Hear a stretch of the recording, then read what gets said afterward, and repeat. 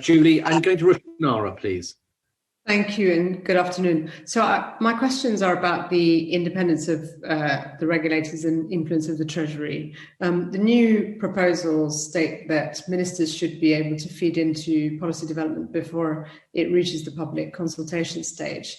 At present, when are Treasury ministers informed of a policy proposal? Perhaps I can start with Edwin.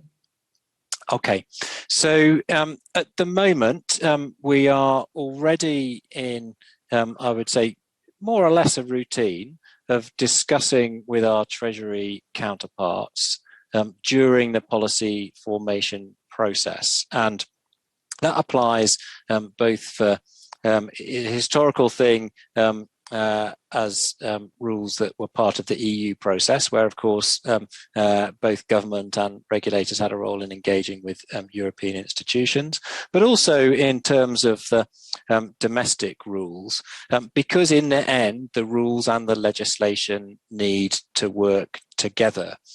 So we think it is better if Treasury have the chance to comment on the ideas that we're working on, and we have a chance to see those comments and take them into account, rather than to find our counterparts in Treasury are surprised on the day of public announcements. Now, in terms of when things reach ministers, that will almost always be determined by Treasury officials rather than FCA staff. They will decide when they need to escalate things. I imagine, or from observation from the side seat, there are quite a lot of things that don't get escalated. There are sometimes things that do. Okay. Just on that. Does the Treasury proactively approach you with issues that it wants you to address, and how often does it happen, and to what extent do those issues get prioritised? So I think that would be certainly more unusual than the other way around. So most of the initiatives that we take will be grounded in our own evidence gathering and observation. But yes, there are times when the government has a concern about something and may have choose a particular route to investigate that and suggest that it requires some FCA action. So Lord Hill's recent review of primary markets for the issuance of securities would be an example of a review that Treasury launched, completed and published, and suggests various things that the FCA should be pursuing. In terms of prioritisation, we have limited bandwidth, and we will try and do the things that we think make the most difference, because they need to be done quickly, and therefore everything has to fight for its place in the queue. But we certainly don't drop everything just because something new has come in from one particular stakeholder. Do you treat, but this particular stakeholder is obviously a very important one. It is, yeah. Yeah, so is the weight of prioritisation?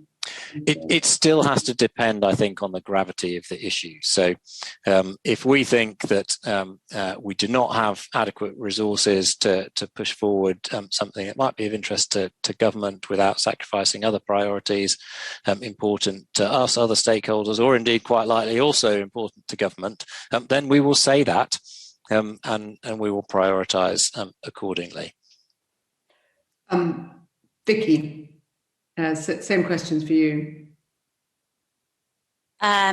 Very similar to what Edwin said. I mean, we do coordinate and speak, as you would expect us to the Treasury regularly, sort of at the official kind of level, not least because we need to coordinate certain policies so that we don't come out with something that, or that clashes with what they want to do without having considered the appropriate timing for it, or the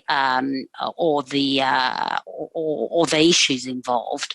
However, we are, obviously quite focused on our own priorities, our own work plan. We are operationally independent. The Treasury, in all my years in doing this role, has always respected that. That's great, thank you. I've got a few more, so I'm going to rattle through. Sorry. Have either of you, your organisations, ever got stopped at an early stage because Treasury ministers don't agree with a policy? Has there been that experience? I mean, there may be perfectly good reasons for it, but are there examples like that? It's a good question. I actually can't remember anything in my 7 years of FCA rulemaking experience that would meet that description. Okay. Vicky?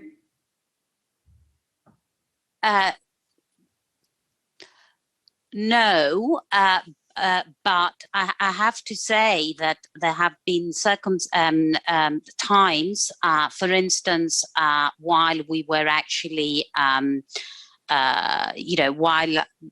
the government was negotiating its new arrangements with the European Union, that we would consult Treasury on whether this is the appropriate timing to do certain things, because we wouldn't want to disrupt this whole process. But this is delays different to stopping. Yeah. So if in the future Treasury ministers were able to veto policy proposals prior to public consultation, would that damage your independence? Yes or no for both of you? Well, if they had a power of veto before we brought any rule changes forward, then that would be an encroachment on the independence that we currently enjoy. Vicky? Yes, absolutely. I suppose the next question I had was, would it, just in terms of policies that you take forward, and those that, say, the Treasury took steps, decided shouldn't be pursued, and you didn't pursue, would there be transparency around that? Would Parliament be made aware of which ones are coming from where, and why a particular policy might not have been pursued? So as I mentioned earlier, I can't, in my own experience, think of an example where the Treasury has said, don't do that, you've got to stop. Vicky is right that during the period of negotiations with the EU, there was particular concern not to take forward ideas that might have threatened equivalence. That was understandable.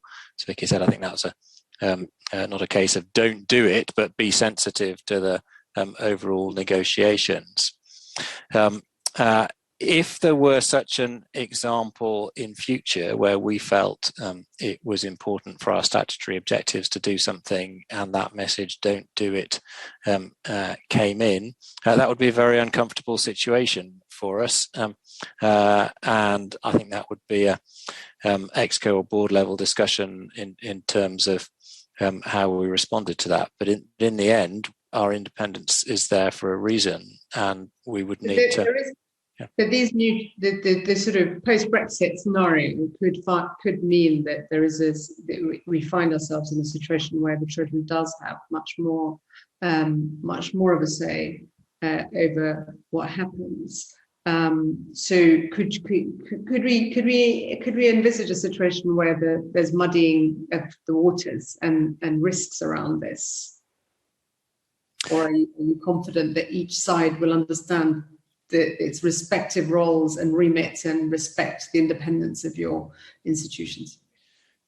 So there's a temporary situation, I think, whereby because of the onshoring that we've done from the EU, The Treasury has a more specific role in approving certain changes to what in EU terms are called level 2 technical standards than would have been the case in the sort of FSMA model of an independent regulator working to objectives.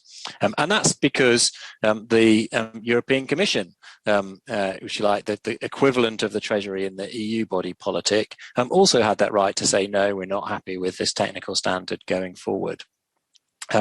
I think the completion of the process we've been discussing, the future regulatory framework, in terms of allocating all those rules down to handbooks in the main with the statutory overlay would I think take away that scenario.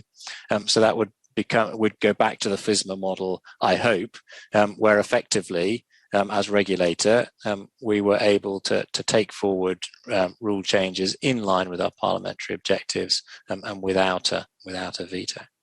And your organisation has made it very clear that you want to be, you want to be the organisation that's doing the regulating, even though, there are others. There's a story in the FT in March where there's a proposal by the city is keen on, in their submissions to the Treasury on the Office for Responsible Financial Regulation.